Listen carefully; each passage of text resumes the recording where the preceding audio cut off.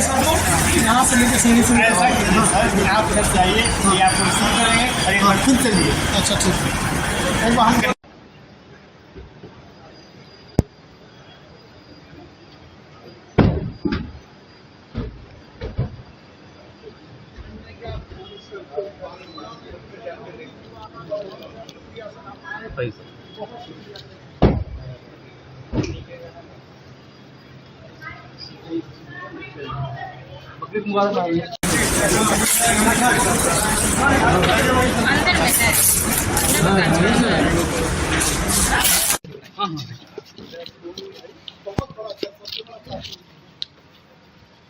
एक बार सर अगर आप जाएं तो स्ट्रीट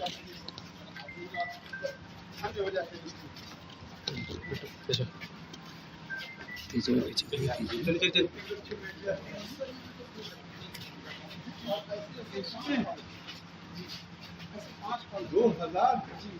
ऐसे 4-5 हॉल है। ये एरिया हैंडीकैप के लिए रिजर्व होता है। फीस नहीं देनी होती हैंडीकैप क्लास में कितनी भी भीड़ हो जाए, बच्चे नीचे बैठ कर पढ़ते हैं, लेकिन हैंडीकैप बच्चों को फ्री ऑफ कॉस्ट सबसे पहले सीट दी जाए। और इधर में गर्ल्स हो जाती है, ये आप देखिए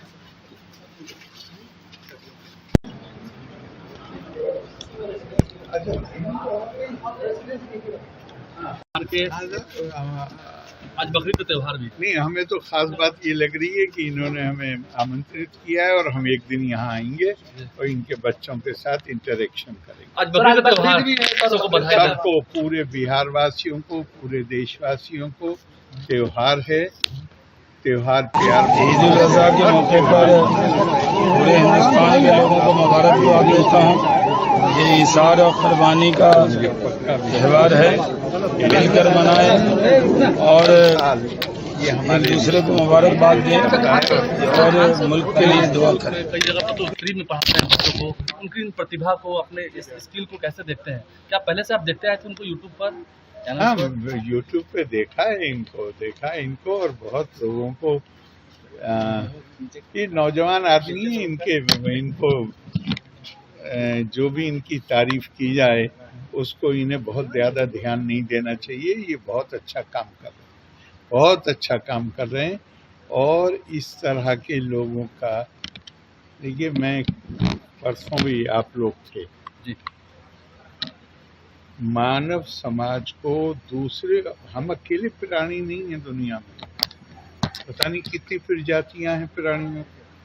मानव को दूसरे प्राणियों से जो चीज भिन्न करती है वो उसकी संवेदनशीलता है, जिसको धर्म कहा गया है, वो उसकी करुणा है। मेरा दिल उनके लिए भी, मैं सिर्फ जो साधन संपन्न हैं, जो फीस अदा कर सकते हैं, उनके लिए ही नहीं बल्कि मेरा दिल उनके लिए भी धड़के जो साधनहीन है। कल ही मैं इनका एक वीडियो देख रहा था कि किसी को बता रहे थे कि ऐसा कोई बच्चा जो 600 रुपये से 800 रुपये के लिए 8 से 13 घंटे काम करता था। अभी पिछले हफ्ते 2 स्टाल लगा के और वो इनको मिलने के लिए आया। जी सर, तो वो पेंटर का काम करता है। आप ही ने वही बताया। तो उसके पास तो फीस देने के लिए पैसे संभव नहीं है कि पैसे होते, लेकिन आज उसके दिल से कितनी दुआएं निकलती, सिर्फ दुआएं खास नहीं है जो इनके लिए निकलती होंगी, वो जिन परिस्थितियों से गुजर कर आया है और आज उसके ऊपर जो जिम्मेदारी है, तो जब वो लोगों के साथ डील करेगा तो उसके अंदर संवेदनशीलता होगी, उसके अंदर करुणा का भाव होगा, वो गरीब आदमी की पीड़ा को समझ सकेगा। तो ये बहुत बड़ा काम कर रहे हैं। मेरी इनके लिए सारी साधुवाद, सद्भावनाएं, और मालिक करे ये इससे भी और बड़ा अपने जैसे और बहुत पैदा करें जो इसी संवेदना के साथ समाज की सेवा करें। सर, अब तो दूसरी पारी की भी शुरुआत कर दी है सर ने जी, अब तो दूसरी पारी की भी शुरुआत कर दी है।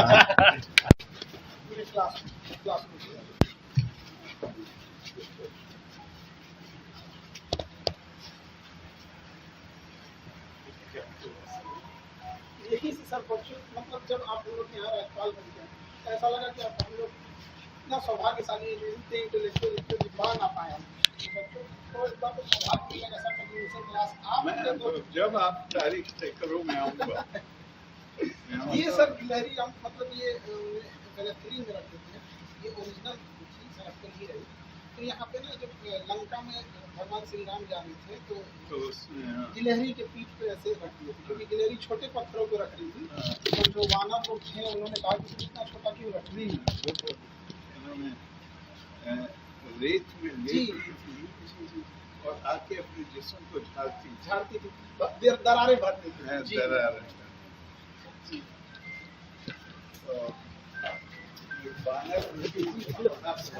जी अभी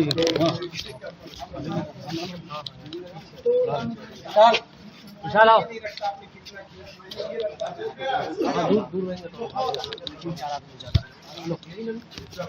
मामा क्लासरूम कितना अच्छा लगा। महामहिम राज्यपाल आपके पास आए, आपके क्लासेस भी घूमे और आज बकरीद का त्यौहार भी था, उनको लेकर भी बधाई दिया क्या? सबसे पहले बकरीद की तो ढेर सारी शुभकामनाएं। बकरीद मुबारक सब लोगों को। इसी मुबारकबाद के सिलसिले में महामहिम हमारे बिहार के राज्यपाल महोदय हमारे यहाँ आए थे और बकरीद के लिए ढेर सारी शुभकामनाएं हमको, परिवार को और बच्चों को भी, कि खान सर आपका तो परिवार बहुत बड़ा है, इतने बच्चे हैं। और उसी क्रम में उन्होंने कहा कि हमें क्लासरूम देखना है। तो जब वो क्लासरूम हम बस ऐसे दिखाएं उनको, तो कहे कि अब हम अंदर जाएंगे क्लासरूम में।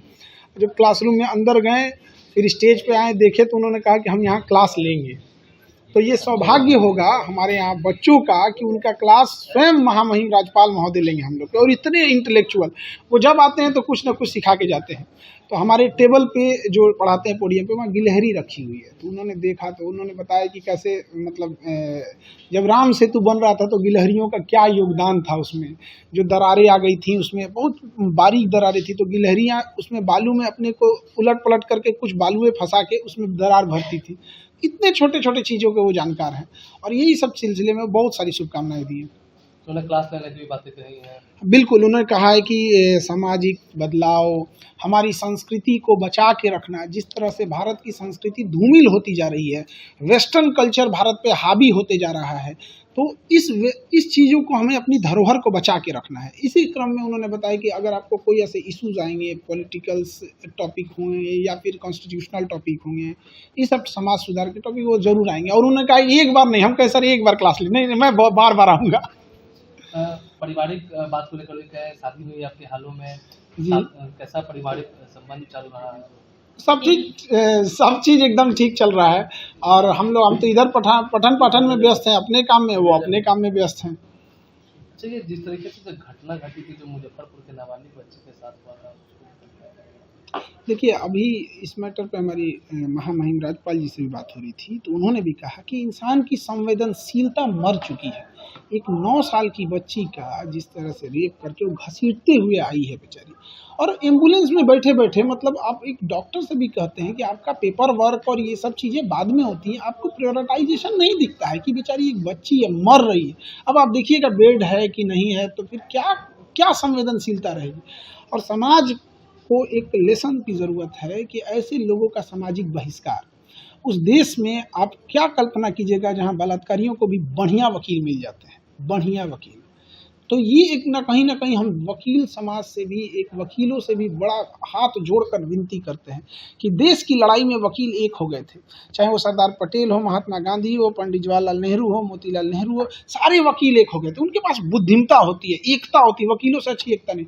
यदि ये सारे वकील एक हो जाएं और ये समझ जाए, क्योंकि उन्हें केस देखने के बाद समझ जाता है कि ये झूठ बोल रहा है या सच बोल रहा है, कि अगर कोई रेप वाला काम किया है, किसी महिला पे एसिड अटैक किया है, किसी महिला को जला के मारा है, रेप किया है, किडनैपिंग किया, तो ऐसे का कोई बढ़िया वकील नहीं मिलेगा। जैसे अगर कोई देशद्रोह कर देगा तो उसको कोई बढ़िया वकील नहीं मिलेगा।